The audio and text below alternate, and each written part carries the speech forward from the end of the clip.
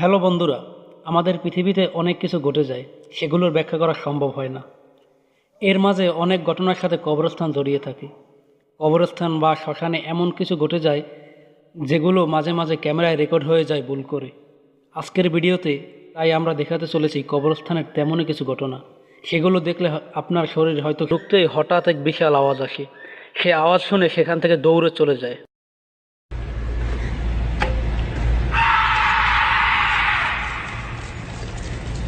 খারাপ লোকদের কবর আজাব হয়ে থাকে আমরা সবাই জানি। Nó tiếc không đau đâu. Nó chỉ có chui vào rồi rút ra xa rồi. Không đau đâu. Đấy là đi đầu lại đi.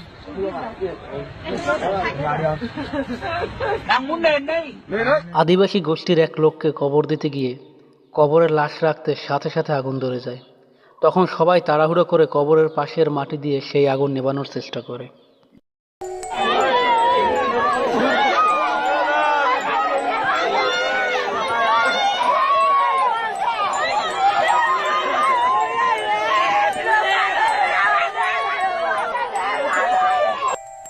শারবি নামের এক ইউটিউবার তার এক ফ্রেন্ডকে নিয়ে একটি পরিত্যক্ত কবরস্থানে যায় নতুন এক অ্যাডভেঞ্চারের আশায়।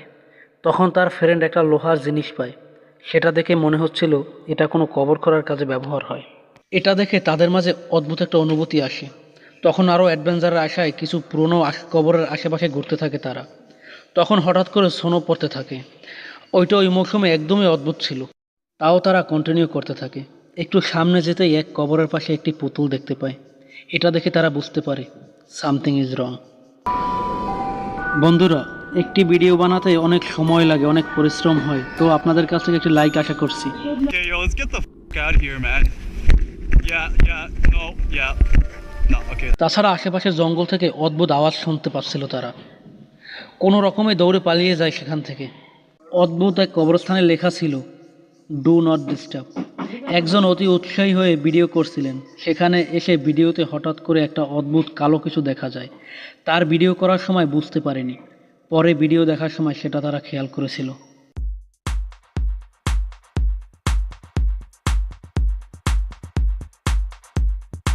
ইরানের একটি কবরস্থানে হঠাৎ করে আওয়াজ শুনতে পায়।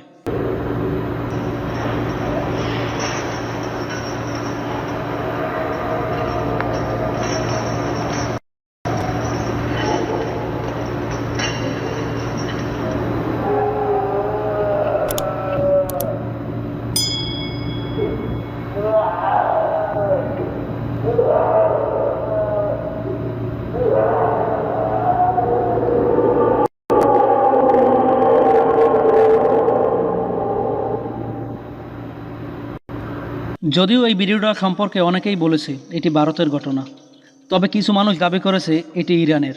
তবে যেখানেই হোক না কেন, আপনার কাছে কি মনে হয় দর্শক, কমেন্ট করে অবশ্যই জানাবেন। আমি পার্সোনালি মনে করি এই সাউন্ডটি এডিট করে বসানো হয়েছে। আপনার মতামত অবশ্যই। তার পরিবার তাকে একটি কবরস্থানে নিয়ে আসে মাটি দেওয়ার জন্য।